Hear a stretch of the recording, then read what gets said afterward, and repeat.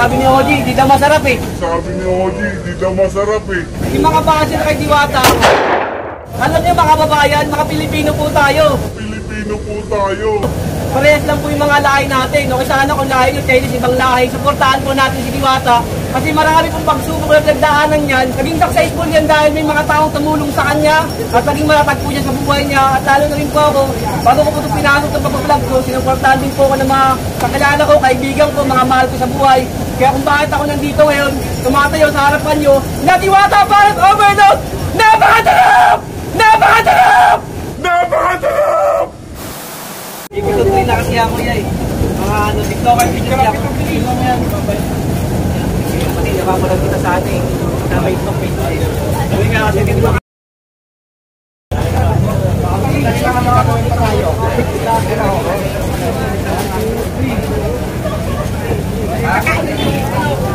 Part community kasi yung paano ko eh. Content ko eh. So kasi yung content ko yung ingatan ko. Eh kaya ito na ako yan. Panoorin mo yan. Parang ganun siya. Eh kaya ito na ako eh. Ano? Kapag kay Diwata, pumunta ako dito para matikman yung... Kasi sabi ni Oji, di daw masarap eh. Trending kasi sa TikTok ko. Idol, saan ka magana ng channel mo? Ito nga, FB page ko nga. Ano? Ito yung FB page ko, Mr. Nick TV. Mr. Nick TV. Oh, yan. So, Hashtag support community. ano ba yung mga ginagawa mo dyan? Paano mo sinuportahan si Diwata? About sa sabihin ko na yung pagkain niya, malinis, masarap, saka pangmasa, abot kaya, makatao, makabayan. Sino ba kilala mo na ng babas ni Diwata na sumulit namin? Actually nga, lahat naman tayo dito. Pwede naman tayo maging makatao eh. Saka, kung man tayo sa mga ibang basher, sa kanilang na yun. Kasi may iniingatan tayong pitch na huwag tayo masira sa mga tao, saka mayroon tayo pero nanonood sa atin din eh. Importante na makahalaga doon. Nakatulong tayo sa kapwa, napasaya natin sila. Idol, anong mensahe mo sa mga basher na... Yung mga basher kay Diwata, alam niyo mga babayan, mga Pilipino po tayo. Parehas lang po yung mga lahi natin. Okay, sana kung lahi yung Chinese, ibang lahi. Supportahan po natin si Diwata. Kasi marami pong pagsubok na nagdaanan yan. Naging successful yan dahil may mga taong tumulong sa kanya. At naging matatag po niya sa buhay niya. At lalo na rin po ako, bago ko po ito pinasok ng pag-vlog ko, sinuportahan din po ako ng mga kakilala ko, kaibigan ko, mga mahal ko sa buhay. Kaya kung bakit ako nandito ngayon, tumatayo sa harapan nyo, na Diwata Parent Overload! Napakatarap! Ano thumbnail ba? Anong ginawa ni Sir? Bumili siya ng 10 plus 2. Dalawa, bali namin dalawa. 10 plus 2. Ganyan karaming take out Mr. Apolinario Ortiz, oh. Saan ka pa galing yan, Sir? Quezon City. Quezon City pa. Oh, diba? Solid na sumusuporta sa Apolinario. At bumili po siya ng 12 Paris Overload. Paris Overload ni Diwata. Ano masabi mo, Sir, dito sa pwesto ni Diwata? Malinis naman, sabi nung iba, nilalangaw daw. Hindi naman eh, wala naman langaw. Oh, di ba? Saka malinis, saka may sarili ng paradahan na Ako po ay totoo po akong ayoko po ng totoo po yung sinasabi ko, kaya nasa sa inyo na po yun, mga ka-reels. Saka huwag niyo po sanang kakalimutan na ihag yung mga kasama ko sa Team Akyat Bahay, Team Pakapit, Team Mary Grace na tumulong sa akin para po ay mag 60k minute views, kundi po sa kanila kasi po dati hindi ko naman ito pinapasin yung pag-release dahil sa maliit pa lang ako, talagang sinanay na ako ng tatay ko na umarap sa tao hanggang sa pero sa sobrang hirap din, para din kami ni Sir Diwata, ako natulog din ako, gaya nga sinabi ko kanina, natulog din ako ng 2 araw nung aking maglayas sa Luneta. Si Sir Diwata naman pala sa ilalim ng tulay. 35 pesos lang po yung baong ko nung ako'y magpunta sa Maynila. Ang ginawa ko po ay kinuha ko po yung palay ng aking kapatid para lang may pamasahe dito. 35 pesos po yun, 1994. Ilang taon ka nun, Sir? 20. 20 years old? Talo ka pala ng Diwata kasi kay Diwata, yayamanin yung tulay. Bilyon ang halaga ng tulay. Saka sabi nga ni Diwata, ibinenta na daw niya ngayon, hindi na daw siya natutulog.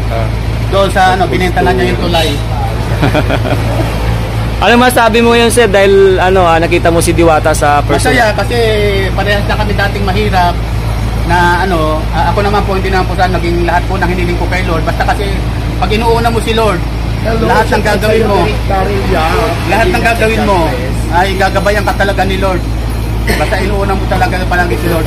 Siya nga pala guys, itong kaharap ko yung akin din si Daddy D. Nakikita niyo po yan, nagko-comment ako palagi. Ito po si Daddy D, lokit pala talaga. Ayan siya. Ay, hello mga kabayan, shoutout sa inyong lahat. At ayun, nakita ko na si Sir Apolinario Ortiz, mga kabayan ko, nung harap na harap natin. Ang gwapo pala ni Sir, macho-macho pala to.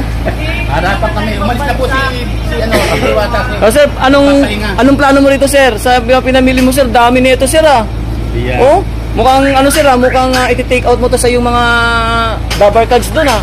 Oo, kasi bago ako umalis, marami nag-PM sa akin na kasi nag-post ako na kung merong 10 nakaano dito sa lugar ko, 10 followers na nakapalo sa akin, ililibre ko. Pero nag-PM na yung iba na talagang followers ko.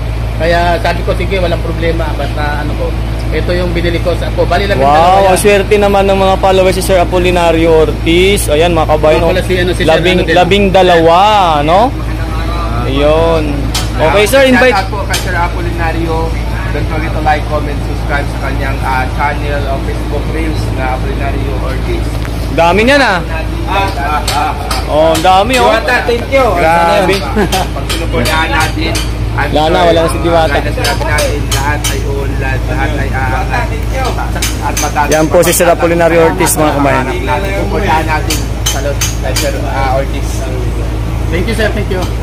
Saka nga pala yung sinabi ko na sa ni Daddy D, na sa sa channel niya, kung ako po ay kikita ng 1 million, 30% yung lang yun sa akin, 30% lang po yung 30% yung kay Diwata, at saka yung 40% para sa aking pangarap na alam nyo na may pangarap ako para sa mga guard, sa mga anak ng guard, sa mga anak ng janitor, sa mga anak ng janitress, sa mga anak ng driver, na talagang alam ko yung kanilang pinagdaraanan, lalo na yung kanilang pagpapaaral. 40% po yun sa inyo, kaya po sana po ay ako po ay tangkilikin niyo po ito. Yung aking para po ako kumita, hindi ko po sasarilinin. So, parang Sir, charity. Opo, ito pati din po yung mga ditong kaharap ko, itong dalawang aking nasa harap ngayon, sana po ay tangkilikin niyo rin po para bahala na po sila kung ang magkano po ang bibigyan nila kay Diwata. Basta po ako yun, 30% ng dami. Ito po si Daddy D. Yan. Mag-comment lang po kayo dito, tapos mag-share po kayo. Share niyo po yung live namin at mag-subscribe po kayo. Saka po itong busy-busy, magandang matitas na lalaki. Busy-busy po ito. Yan po si Sir Apolinario Ortiz, mga kabayan. No? Namit na po natin siya.